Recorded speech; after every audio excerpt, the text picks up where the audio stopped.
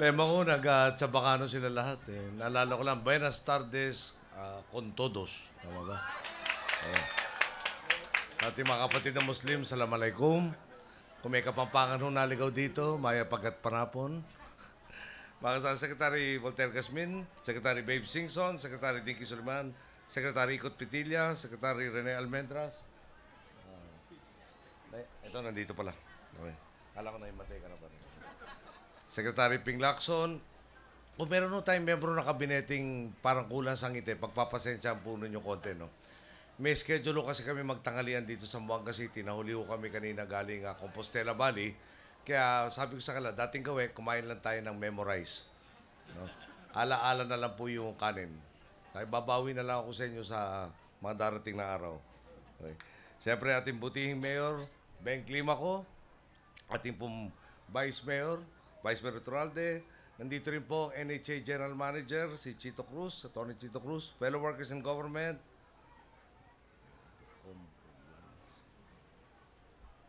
hindi ko na pipilitin sa bakano ko, mga minamahal kong kababayan. Dito kasi nakalagay, Querido Compoblanos. Baka magalit po yung mga teacher ko sa Spanish. Hindi ako nakinig sa kanila nung araw. Anyway po, payapa na po ngayon ang Zamboanga City. Nagsisimula ng bumalik ang normalidad dito matapos ang marahas na insidenteng sumukat sa katatagan ng inyong lungsod noong Setyembre. Hindi po biro ang pagsubok na inyong kinaharap. Ngunit tulad ng ating nasaksiyan, hindi kayo nagpadaig sa takot. Sa harap ng peligro at karahasan, ipinamalas ninyo ang pagkakaisa at pagmamalasakit po sa kapwa. Ito po ang pinatunayan ng mahigit 5,700 sundalo at pulis na buong tapang na lumaban at ipinagtanggol ang Zamboanga mula sa masamang puwersang naghasik ng karahasan. Ito ang ipinamalas ng mga volunteers ng Red Cross na hindi nagdalawang isip na isugal ang kanilang buhay para tulungan ang mga kababayan nating naipit sa bakbakan. Siyempre, isasama ko na rin po yung aking mga kasamahan na DSWD na talaga naman pong hindi nagkulang. Si Secretary Gasmin po at si Secretary Rojas gumaling po kanilang Chabacano dahil tumigil po sila dito na higit kumulang 3 linggo yata. Pagbalik ko dito, sila lang ang magaling pa rin ng Chabacano. Ganitong prinsipyo rin ang nagpapaarangkada sa paghahatid natin ng serbisyo at ayuda sa mga apektadong komunidad. Umabot na po sa 273.8 million pesos ang inila natin para sa pagkain, tulong pinansyal at cash for work program upang agarang tugunan ang pangangailangan ng ating mga kababayan. Ibahagi ko lang din po, umabot sa 100,000 katao ang kinailangan natin pakainin ng almusal, tanghalian at hapunan kada araw sa ating evacuation centers. At may pagmamalaki po nating may sapat tayong supply para sa kanila. At nagawa nating tugunan ang kanilang pangangailangan hindi lang sa pagkain, pero pati na rin sa gamot, sa kalusugan, at maski pa paano itong temporary shelters. Naging posible po ang ating tagumpay sa pagharap sa nagdaang krisis dahil sa pakikiisa at pagtitiwala ng mga taga Zamboanga City. Ulit po, maraming salamat po. Dahil sa inyo kami humugot ng lakas at tatag na loob upang epektibo naming magampanan ang aming tungkulin. Ngayon, bumabangon na ang pinakamamahal nating Zamboanga. Narito po ang inyong gobyerno upang akayin kayo sa bawat takbang tungo sa mas mabilis at ganap na rehabilitasyon. Nakaangkla ang ating plano sa isang malinaw na estratehiya. Ang estratehiya, simple-simple, build back better. Okay? Hindi lang natin gustong burahin ang bakas na nangyaring karahasan, hangad din nating isulong ang ganap na pagbangon ng Zamboanga. Sisiguruhin nating hindi na kayo muling mahaharap sa parehong banta at peligro. Sa kabila ng matinding pinsala dulot ng trahedya, binubuksan natin ang mga pagkakataon upang ihatid kayo sa mas ligtas, mas mabuti at mas maayos na kalagayan. Yan mismo ang buod sa pagsulong natin ng Zamboanga City Roadmap to Recovery and Reconstruction o Z3R. Ang hangad natin, lalong pumaspas ang rehabilitasyon at pagunlad ng inyong lungsod. 3.5 billion pesos po ang inilaan natin para sa pagsasakatuparan ng Z3R. Bahagi nito ang shelter assistance, pagsasayos sa infrastruktura at pagbibigay ng ayuda para sa halos 5,600 apektadong pamilya.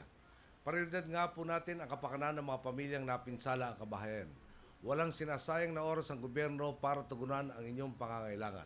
Tungkulin ko pong siguruhin mas mabuti na ang inyong magiging kalagayan sa hinaharap. Sa ngayon, nagtayo po tayo ng mga bunkhouses upang pansamantala, dito ko po, pansamantala ninyong matuluyan. No? Linawin po natin, temporary ang mga ito dahil sinisiguro nating ligtas ang lugar na pagtatayo ninyo ng permanenteng bahay. Sinisiguro nating may sapat itong mga pasilidad at payapa ang inyong bagong komunidad. Makakaasa po ang mga taga-Zamboanga sa kabila ng patong-patong na suliraning hinaharap ng ating bayan sa kasalukuyan, hindi po makakaligtaan ng gobyerno ang inyong kapakanan at mga pangangailangan. Kumpiyansa po tayo sa tagumpay ng Z3R, lalo pat katuwang rito ang DPWH, ang pahamalang lungsod ng Zamboanga at ang UP Planning and Development Foundation na masusing pinag-aralan kung paano mas mabilis na makakabangon ang inyong pong mahal na lungsod. Batid nating nasa mabuting kamay ang Zamboanga dahil sa mahusay na pamumuno muli ni Mayor Beng Climaco at nakita po natin ang pinamalas niyang hinahon, tapang at paninindigan. Kaya't walang dudang pangungunahan niya ang inyong lungsod na lampasan ang anumang pagsubok. Salunod din rin tayo kay Secretary Babe Singson na mabilisang naglatag ng epektibong mga hakbang para garantisadong makabalik sa normalidad ang Zamboanga. Gayun din ang iba pang lugar sa bansa na dumanas ng matinding trahedya ngayong taon. Marami pa tayong dapat gawin at pagsubok na haharapin sa mga susunod taon. Nananalig akong patuloy tayong papanig sa katwiran, magiging mahinahon at hahakbang sa iisang direksyon. Anuman ang dilubing idulot ng mga mapagsamantala at ng mga darating na sakuna, lagi nating patunayan bilang Pilipino, walang hamong magpapayuko sa ating nagkakaisang lahi. Ngayon papalapit na po ang Pasko, naway maging sandigan tayo na mga kababayan nating nangangailangan.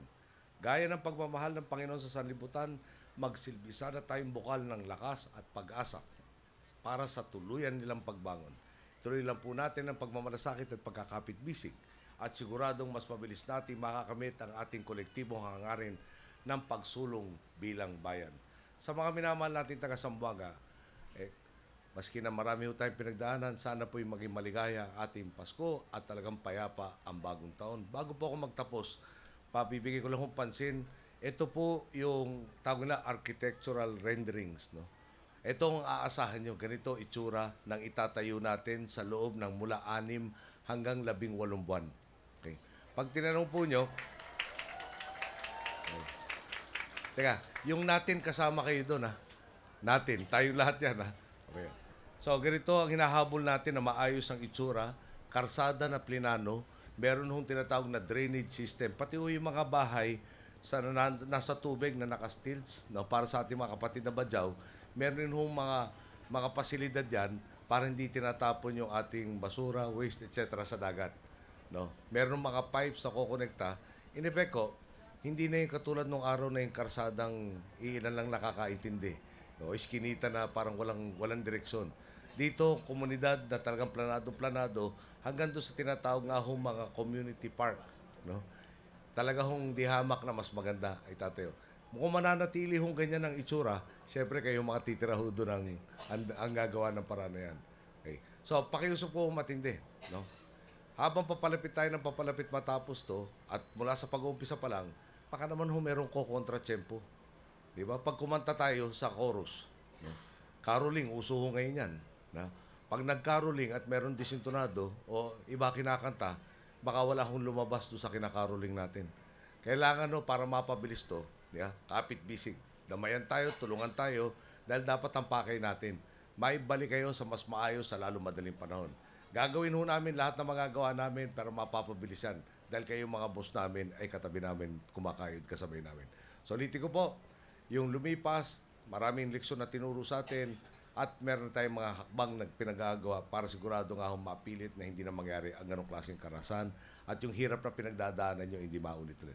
Ulitin ko lang po, Merry Christmas na rin po, maski pa paano, Happy New Year ho sa lahat, at asahan ho nyo, hindi ho kami titigil hanggang nasa maayos kayong kondisyon. Magandang hapon po ulit.